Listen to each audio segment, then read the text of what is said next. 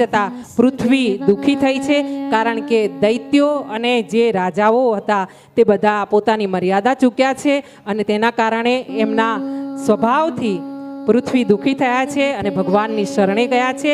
જ્યાં બ્રહ્માજીની શરણે ગયા છે ત્યારે આ પૃથ્વીને કહેવામાં આવ્યું છે કે તમે મારી પાસે આવ્યા છો એના કરતાં ભગવાન નારાયણની શરણે જાઓ, કારણ બ્રહ્માજીને યાદ છે કે નારાયણે કીધું છે કે જ્યારે જ્યારે પૃથ્વી દુઃખી થશે, ધર્મ દુઃખી થશે, ત્યારે ત્યારે હું એક અવતાર લઈને પૃથ્વીનું અને પૃથ્વીનો ભાર ઓછો કરવા માટે અહીંયા આવીશ, એમ અવતાર ધારણ કરીશ એવું વચન અહીંયા ભગવાને આપ્યું છે. બ્રહ્માજીએ આ યાદ કર્યું છે. ભગવાન નારાયણની સામે પૃથ્વીની સાથે ભગવાન બ્રહ્માજી અને દેવો આવીને ઊભા રહ્યા છે. વાત કરી છે વિષ્ણુ ભગવાનને કે અમે આ પૃથ્વી મહારાણીનું દુઃખ કહેવા માટે તમારી પાસે આવ્યા છે. આ તરફ બન્યું છે એવું કે ભગવાને કીધું છે કે મારે જન્મ લેવાનો સમય તો થયો જ છે, પણ તમે બધા જે દેવો અને મુનિઓ છો એ બધા પહેલાં જઈને વ્રજની ભૂમિમાં, વ્રજના ક્ષેત્રમાં, ગોકુળ ને મથુરામાં જન્મ ધારણ કરો કે જેના દ્વારા હું ત્યાં આવવા માટે તૈયારી કરું, મારા લાયક એક ક્ષેત્ર બને અને હું ત્યાં આવીને દર્શન કરું અને તમારા ક્ષેત્રમાં મારો જન્મ થાય. આમ ભગવાને કીધું છે એટલે બધા દેવોએ તૈયારી કરી છે વ્રજ ક્ષેત્રમાં જન્મ ધારણ કરવાની. આ બાજુ બન્યું છે એવું કે કંસ છે અને આ કંસને એની બહેન છે દેવકી. દેવકી અને વસુદેવના લગ્ન છે. વસુદેવ અને દેવકીને લગ્નના પછી વિદાય કરવા માટે દેવકી કંસને પોતાની બહેન તરીકે અતિ પ્રિય છે, એટલે આ કંસ જે છે તે દેવકી અને વસુદેવનો રથ પોતે હાંકીને સારથી બનીને એમને વિદાય આપવા જઈ રહ્યો છે. વિદાય આપવા જઈ રહ્યો છે તેવા સમયે અહીંયા એણે દાયજો પણ ઘણો દીધો છે પોતાની બહેનને, એટલી બધી પ્રિય છે આ પોતાની બહેન. અને આકાશવાણી થઈ છે અને આકાશવાણી થઈ છે અને કીધું છે મૂર્ખ કંસ, આ જે બહેન માટે તું પ્રેમ બતાવી રહ્યો છે ને અતિ પ્રેમ, એ જ તારી દેવકી બહેનનો 8મો ગર્ભ છે, એ તારું નાશ કરશે, તારો વધ કરશે અને તારું સત્યાનાશ થશે. આમ જ્યાં કહેવામાં આવ્યું છે ત્યાં કંસનો બધો જ પ્રેમ પ્રસિદ્ધિને નીકળી ગયો છે અને એને ગુસ્સો આવ્યો છે. એણે પોતાની બહેન દેવકીના માથાના વાળ પકડ્યા છે અને વાળ પકડીને દેવકીને ઘસડીને રથની નીચે ખેંચીને લાવ્યો છે અને એણે પોતાની દેવકી જેવી બહેનને જેને પ્રેમ કરતો હતો એમ એ બહેનને ઉપર હાથ ઉપાડ્યા છે. પોતે તલવાર લઈને આ દેવકીનો વધ કરવા, પોતાની બહેનનો વધ કરવા, સ્ત્રીની હત્યા કરવા માટે જઈ રહ્યો છે. અને એવા સમયે વસુદેવજી બહુ જ ધીરજવાન અને જ્ઞાની પુરુષ છે, એમણે વાત કરી છે કંસની સાથે અને સમજાવ્યો છે કંસને કે આમ તું જો એને મારી નાખશે ને તો તને કશું નહીં મળે, પણ જ્યારે કહેવામાં આવ્યું છે કે દેવકીનો 8મો ગર્ભ જ તને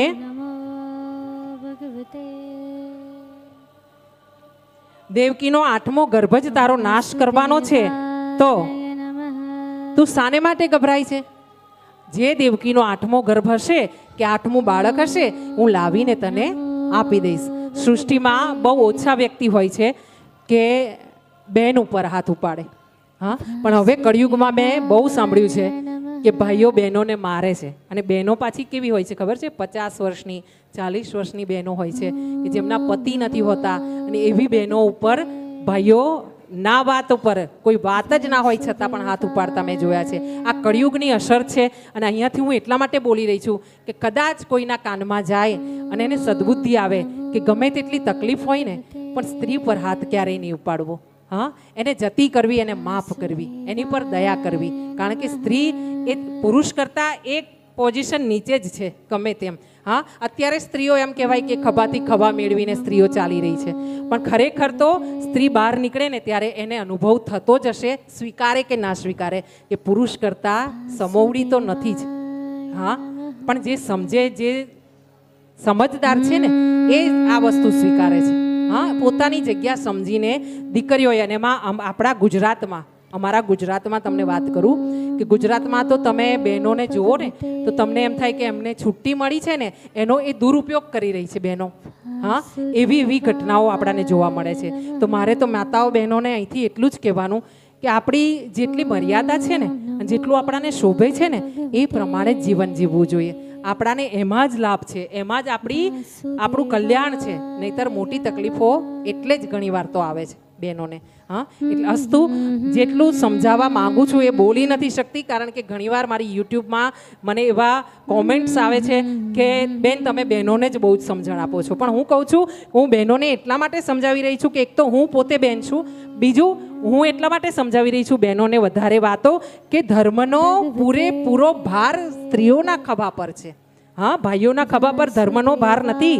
હા, ધર્મ જે જોજો કથા ચાલતી હશે ને તો તમે બહેનો વધારે છો, ભાઈઓ નથી વધારે. હા, છતાં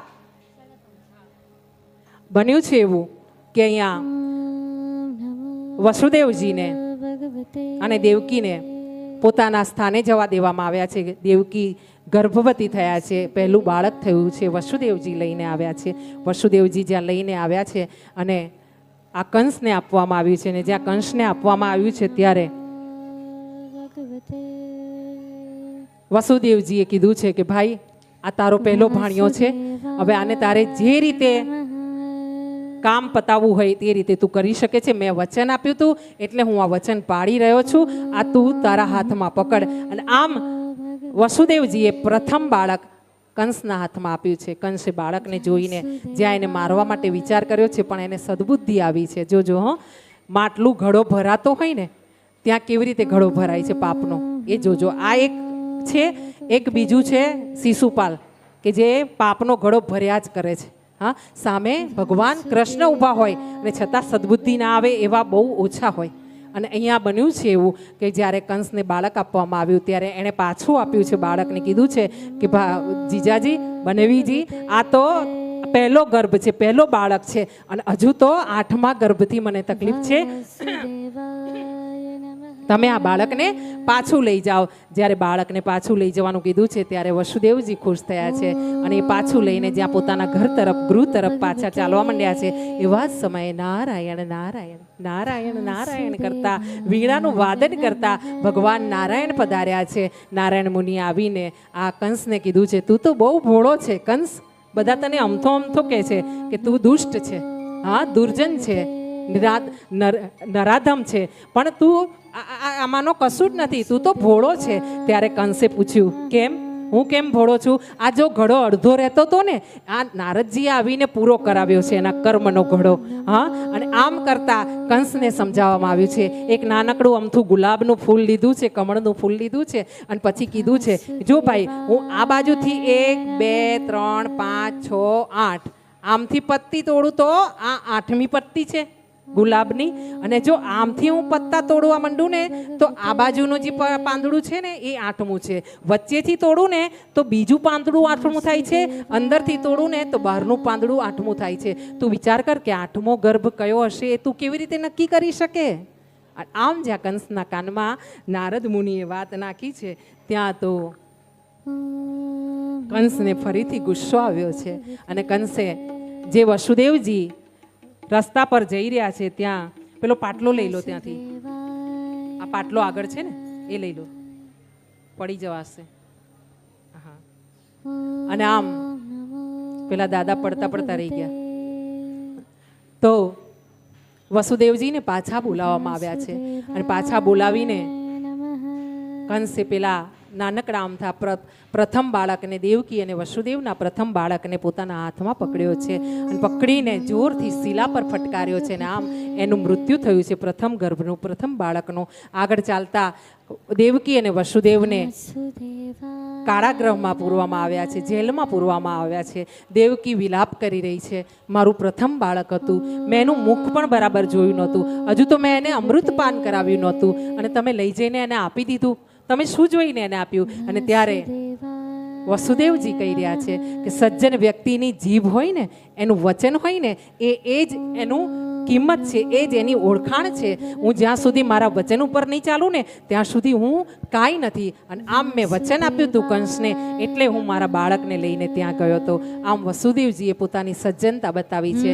થોડો વખત થયો છે, બીજો ગર્ભ રહ્યો છે, ત્રીજો ગર્ભ રહ્યો છે, આમ કરતાં 6ઠા ગર્ભમાં આવીને ભગવાન પોતે 7મા ગર્ભે બલરામજી તરીકે સ્થાપિત થયા છે ભગવાન. અને ત્યાં ભગવાનને નારાયણે યોગ માયાને આજ્ઞા કરી છે કે માયા તમે જાઓ અને આ ગર્ભનું સંકર્ષણ કરી લાવો. સંકર્ષણ કરીને રોહિણી જે વસુદેવજીના પત્ની ગોકુળમાં રહે છે અને ત્યાં નંદબાવાના આશ્રય રહે છે, તેમના ગર્ભમાં આ બાળકને સ્થાપિત કરો. અને એમ કરીને આ બલરામજીનો જે ગર્ભ છે તેને રોહિણીજીના ગર્ભમાં ધારણ કરાવવામાં આવ્યો છે, સ્થાપિત કરવામાં આવ્યો છે. અને આમ બલરામજીનો જન્મ થયો છે. બોલી બલદેવ ભગવાન की जय, अपने अपने मात પિતા की जय. આમ જ્યાં બળદેવજીનો જન્મ થયો છે ને આનંદ થયો છે રોહિણીજીને, આ બાજુ દેવકીજી ને 8મો ગર્ભ રહ્યો છે. 7મા ગર્ભમાં અહીંયા કંસના રાજમહેલમાં વાત એવી મૂકવામાં આવી છે કે દેવકીને ગર્ભ રહ્યો તો પણ પડી ગયો છે, પ્રસવ થઈ ગયો છે અને આ ઓછા મહિને પ્રસવ થવાને કારણે એનું બાળક જીવ્યું નથી, આમ વાત કરવામાં આવી છે. અને આ રીતે બળરામજીનો જન્મ થયો છે. આગળ જતાં 8મો ગર્ભ રહ્યો છે. 8મો ગર્ભ રહ્યો છે તે દિવસથી દેવકી માના ચહેરાનો આ સુંદરતા વધી છે, એમનું રૂપ વધ્યું છે, એમની આજુબાજુ પ્રકાશ ને પ્રકાશ દેખાઈ રહ્યો છે. ને એવા સમયે જ્યારે મહિના પૂરા થવામાં આવ્યા છે અને તેવા વખતે જ્યારે ભગવાને દર્શન દીધા છે અને દર્શન જ્યાં આપ્યા છે, ચતુર્ભુજ નારાયણ તરીકે ભગવાને દેવકી માને ને વસુદેવને જન્મ આપ્યા છે. કારાગૃહમાં ભગવાન પ્રગટ થયા છે. ચતુર્ભુજ નારાયણનું ધામ જ્યાં દર્શન કર્યા છે દેવકી માએ, ત્યારે એમને આનંદનો પાર નથી. ભગવાનના ચરણોમાં મસ્તક નમાવ્યું છે અને દર્શન કરીને માં ધન્ય થઈ છે. પણ અહીંયા માં દેવકી ભગવાનને જોઈને આનંદિત તો થયા છે, પણ સાથે સાથે વિચાર કરી રહ્યા છે. શું કે આ જે છે નારાયણ મારી સામે ઊભા છે, એ જો મારા પુત્ર તરીકે આવ્યા હોય તો આટલા મોટા પુત્રને હું કેવી રીતે ધારણ કરું મારા ગર્ભમાં? અને આમ માએ નારાયણને વાત કરી છે, પ્રભુ તમને હું ગર્ભમાં ધારણ કેવી રીતે કરું? તમે મારા દીકરા તરીકે આવો, મારા પુત્ર તરીકે, મારા બાળક તરીકે આવો અને તમારી બાળક જેવી લીલાઓનું મને દર્શન કરાવો. અને આમ આ માં છે. હા, અને માની વાત કરવામાં જઈએ ને આપણે તો માની એક વાત મને યાદ આવે. એક હરણી હતી. હા, અને એ હરણી હતી ને, એને તાજી વિયાયેલી હરણી હતી. એના 2 બચ્ચા હતા. એને એક નાની અમથી બખોલમાં મૂકીને હરણી ચારો ચરવા માટે વિયાયતી પ્રસૂતિ થઈ હતી, એટલે ભૂખ લાગી હતી. એક ચારો ચરવા માટે બહાર નીકળી જંગલમાં. જ્યાં બહાર નીકળી ત્યાં તો હરણીની સામે એક શિકારી આવ્યો અને શિકારી જ્યાં એની સામે આવ્યો ને, એની સામે તીર ધારણ કરીને ઊભો રહ્યો. જ્યાં ધનુષ ને બાણ ચલાવવાની તૈયારી કરી છે ત્યાં હરણીની નજર પડી છે ચરતા ચરતા. અહો, મારું મૃત્યુ તો મારી સામે આવીને ઊભું છે. અને આમ જ્યાં શિકારીને જોયો છે ત્યાં હરણીના મુખેથી વાચા પ્રગટ થઈ છે. હવે આપણી કથાઓમાં ઘણીવાર એવું આવે છે કે હરણને વાચા નીકળી, વાઘને વાચા ફૂટી. હા, ત્યારે જ્યારે જેને શ્રદ્ધા નથી ને ભગવાનમાં, એના મનમાં તર્ક થાય કે હરણ કેવી રીતે બોલે? હરણ એ રીતે બોલે કે આપણે જેમ ભગવાનની શ્રદ્ધાથી વિચાર કરીએ છીએ ને કે ભગવાન છે, મૂર્તિમાં ભગવાન છે, આમ જેમ સ્વીકારીએ છીએ ને એ જ રીતે ભગવાનની દયા હોય ને તો બધું જ શક્ય છે. હા, રાઈને પહાડ બનાવવો ને એ ભગવાન માટે અશક્ય નથી. રંકને રાજા બનાવવાને એ ભગવાન માટે અશક્ય નથી. અને અહીંયા આ હરણી જ્યારે જોયું છે કે શિકારી મારી સામે છે, એને વાચા ફૂટી છે, વાચા ફૂટતાની સાથે જ એણે શિકારીના પગમાં નમન કરીને કીધું છે, મને છોડી દે ભાઈ, મને છોડી દે. હા, તું બહુ દયાળુ લાગે છે, તું મને છોડી દે. ત્યારે શિકારીએ હસતા હસતા કીધું છે, તું મને ગમે તેટલી ફોસલાવે, ગમે તેટલી બહેલાવે, પણ હું તારી વાતોને માનવાનો નથી. હું તો મારા હાથમાં આવેલો શિકાર છોડવાનો નથી. અને આમ જ્યાં ફરીથી એણે શિકાર કરવાની તૈયારી કરી છે ને એવા સમયે હરણીએ કીધું છે કે જો ભાઈ તું મને ના છોડી શકે ને તો મને એક કામ મારું છે એ પૂરું કરવા દે, પછી હું પાછી આવું ત્યારે તું મારો અહીંયા શિકાર કરજે, મારું હરણ કરી લેજે, મારો વધ કરી લેજે. આમ જ્યાં પૂછવામાં આવ્યું શિકારી દ્વારા, શું પૂછ્યું શિકારીએ કે તું જશે અને પાછી આવશે એમાં વિશ્વાસ કેવી રીતે કરવો? અને ત્યારે હરણીએ કીધું છે કે જો હું જૂઠું બોલું ને તો મારો જન્મ કળિયુગમાં થાય. એટલે આ વિચાર કરજો. હા, કોઈ ગુણીજને આ લખ્યું છે કે હરણીએ કીધું વચન આપતા કે જો હું જૂઠું બોલું તો મારો જન્મ કળિયુગમાં થાય. તો આપણે કેટલા પાપી કે આપણો કળિયુગમાં જન્મ થયો છે.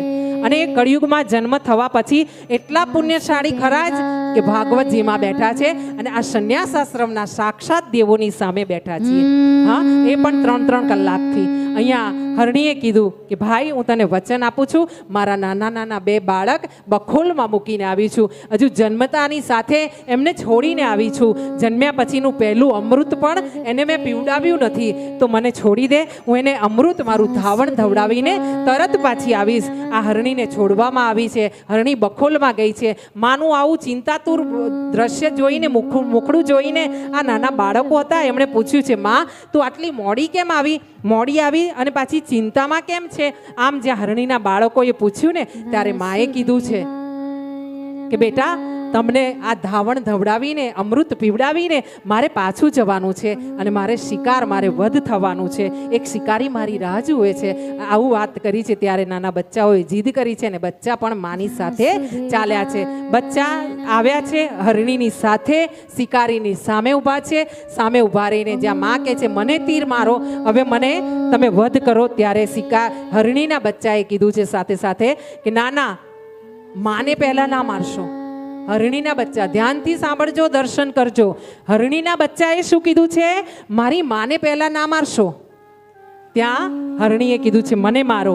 બીજી બાજુ હરણીના બચ્ચાએ કીધું છે અમને પહેલા મારો. અમને પહેલા મારશો ને તો એક કામ થશે. જ્યારે શિકારીએ પૂછ્યું છે કે શું કામ થશે? તમને પહેલા મારવાથી મને શું લાભ થશે? ત્યારે હરણીના બચ્ચાએ કીધું છે, સાંભળજો હો ધ્યાનથી.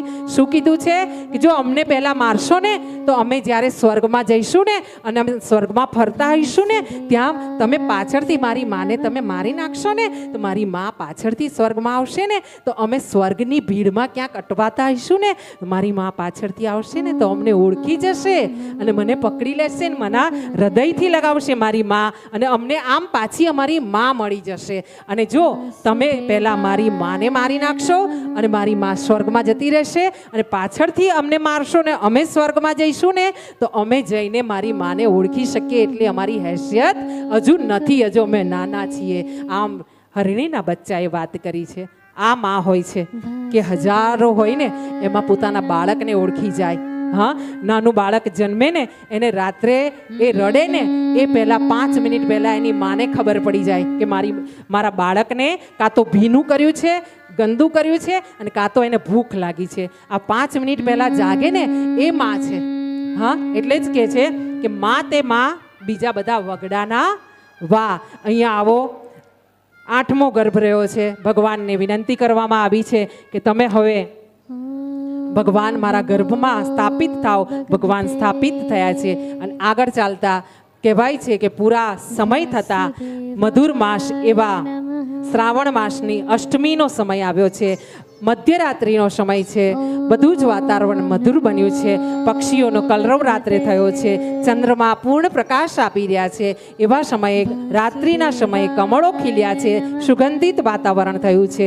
પવનની લહેરો વાઈ છે સુગંધિત. એવા સમયે ભગવાને દેવકીજીના ખોળામાં જન્મ લીધો છે. બોલીએ કૃષ્ણ કનૈયા લાલ કી.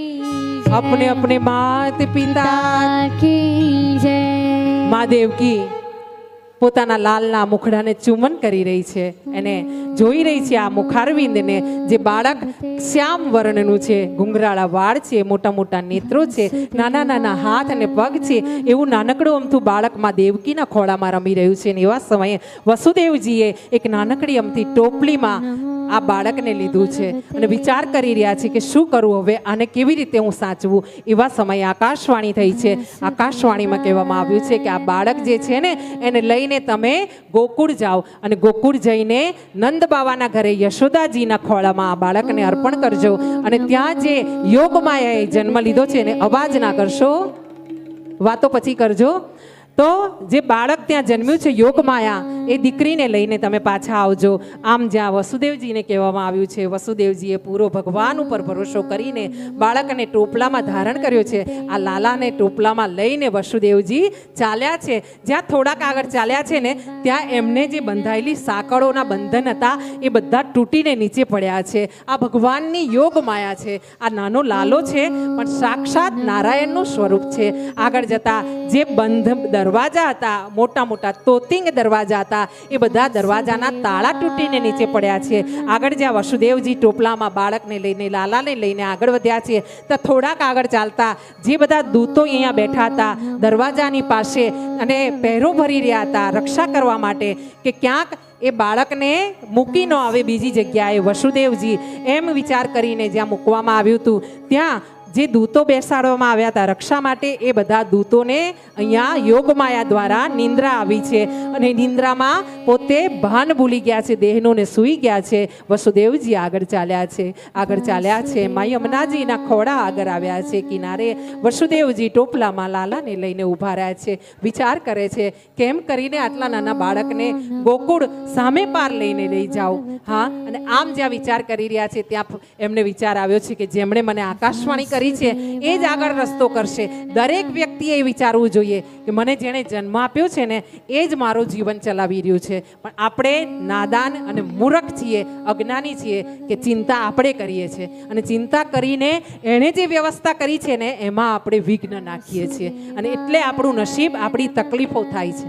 હા, હંમેશા ભગવાન ઉપર વિશ્વાસ રાખનાર વ્યક્તિ ક્યારેય પણ તકલીફમાં આવતો નથી. આ વાત આગળ ચાલતા વસુદેવજીએ વિચાર કરી છે કે જ્યારે ભગવાને આટલે સુધી લઈ આવ્યા છે ને આગળ પણ લઈ જશે અને એમણે ધીમેથી પોતાનો જમણો પગ જમનાજીમાં મૂક્યો છે. જ્યાં જમનાજીમાં પગ મૂક્યો છે ત્યાં તો જમનાજી વધારે હિલોળા લેવા માંડ્યા છે અને ઘોર ઘોર અવાજ કરતા ઉછાળા માંડવા માંડ્યા છે. આ જમનાજીના સ્વામી છે જે આજે નાનકડા બાળક લાલાનું સ્વરૂપ ધારણ કરીને ટોપલામાં પોડ્યા છે. આમ પ્રભુને જોઈને જમનાજી વિચાર કરી રહ્યા છે આજે મોકો છે, આજે સાક્ષાત ભગવાન સ્વામીને મારે ચરણોને સ્પર્શ કરવાનો સમય છે અને આ મોકો, આ સમય હું જો ભૂલી જાઉં ને તો બીજો સમય ક્યારે આવશે, ક્યારે આવી તક મળશે, જીવનમાં તક મળે એ પકડવી આ જમનાજી બતાવે છે. હા, અને અહીંયા જમનાજી હિલોળા લેતા ઉફાણ પર આવ્યા છે, પૂર આવ્યું છે. એવા સમયે વસુદેવજી ગભરાયા છે અને ત્યારે જ્યારે પોતાના પિતાને ગભરાયેલા જોયા છે ત્યારે લાલાએ પોતાનો જમણો પગ નીચે લટકાવ્યો છે ટોપલામાંથી અને નીચે જ્યાં પગ લટક્યો છે ભગવાનનો, લાલાનો, બાલકૃષ્ણનો, ત્યારે યમુનાજીએ આમ ઉફાન કરીને પોતે કૂદકો મારીને ભગવાનના ચરણને સ્પર્શ કરીને પોતાના માથે ચડાવી લીધા છે આંચકા. અને આમ ભગવાનને જ્યાં પોતાના સ્વામીના ચરણના સ્પર્શ થયા છે ત્યાં માં જમનાજી શાંત થયા છે, બે ભાગમાં વેચાયા છે.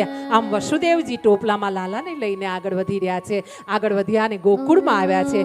ગોકુળમાં બધા નિંદ્રાધીન છે કારણ કે યોગ માયાએ બધાને નિંદ્રા આપી છે. અને આમ જતા આગળ જતા નંદ બાવાના આશ્રમમાં એમના ઘરમાં પ્રવેશ કર્યો છે, મહેલમાં પ્રવેશ કર્યો છે. આમ જોયું છે મહેલના દરવાજા બધા ખુલી ગયા છે. જઈને જોયું છે માં જશોદાજી પોઢી રહ્યા છે અને એમના ખોળા આગળ, એમના પડખા આગળ એક નાનકડી અમથી દીકરી રમી રહી છે. આ જે વસુદેવજી છે એમણે પોતે ટોપલો મૂક્યો છે, નાનો લાલો હતો તે માં જશોદાજીના એક તરફના પડખામાં મૂક્યો છે અને બીજી બાજુના પડખેથી જે આ યોગમાયા હતા એને ટોપલામાં લઈને પોતે પોતાના સ્થાન તરફ એટલે મથુરા તરફ રવાના થયા છે. અને આ બાજુ કંસને ખબર પડી છે. કંસે વિચાર કર્યો છે 8મો ગર્ભને એનો બાળક આવી ગયા છે. આ વસુદેવજી પાછા આ કાળાગ્રહમાં કંસને ખબર પડી છે. કંસ દોડતો આવ્યો છે, આવીને જોયું છે કે નાનકડી બાળકી છે. એણે બે પગ પકડીને જ્યાં એને શિલા પર મારવા માટે કર્યું છે ત્યાં તો આ બાળકી જગદંબા જોગમાયા આકાશમાં ઉડી ગઈ છે અને આકાશમાં ઉડીને એણે આકાશવાણી કરી છે, હે મૂર્ખ, હે અજ્ઞાની નરાધમ, તારો કાળ તો 8મા ગર્ભ તરીકે જન્મ લઈ ચૂક્યો છે. વ્રજમાં એ ઘૂમી રહ્યો છે, જા એને મારી શકે તો માર. આમ કરીને માં જગદંબા અદ્રશ્ય થયા છે. બોલીએ જગદંબે અંબે માત जय. अपने अपने मात પિતા કી જય.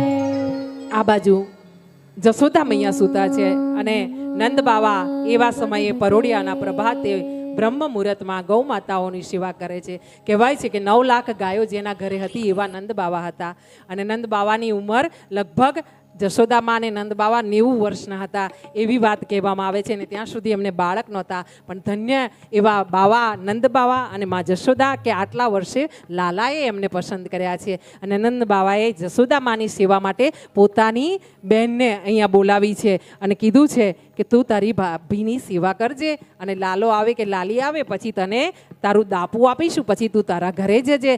આમ જ્યાં વાત કરવામાં આવી છે પ્રભાત થવાની તૈયારી છે આ બ્રહ્મ મુહૂર્તમાં નંદ બાવા ગૌશાળામાં બેઠા છે, જશોદામાં પોતે ઊંઘમાં છે, નિંદ્રામાં છે યોગ માયા દ્વારા. અને એવા સમયે અહીંયા આ જે ફોઈ આવી છે ને નંદ બાવાની બહેન, એ નંદાએ જોયું છે કે આ માં જશોદાના કક્ષથી એકદમ તેજ બહાર નીકળી રહ્યું છે. અને આ તેજને જોઈને આ નંદા જે ફોઈ છે એ જશોદા માતાના કક્ષમાં ગઈ છે. ત્યાં એને કાનમાં અવાજ બાળકના રડવાનો આવ્યો છે. દોડતી દોડતી એ કક્ષમાં ગઈ છે ને જોયું છે કે નાનકડો અમથો લાલો માં જશોદાજીના પડખામાં સૂતો સૂતો રડી રહ્યો છે. અને દોડતી દોડતી એ ગઈ છે ગૌશાળામાં, જઈને નંદબાવાને કહી રહી છે, હે ગયો ભૈયા, है गयो भैया, है गयो लालो, है गयो, बधाई हो भैया, आपको बधाई हो, सबको बधाई हो भैया, लालो है गयो. आप सर्वे ने बधाई वगाड़ो, आप सर्वे ने बधाई કે લાલાના જન્મ થયા છે. અને બધાઈ હો, બધાઈ હો, બધાઈ હો, લાલો થયો છે જશોદાને, બધાઈ હો, તમને બધાઈ હો.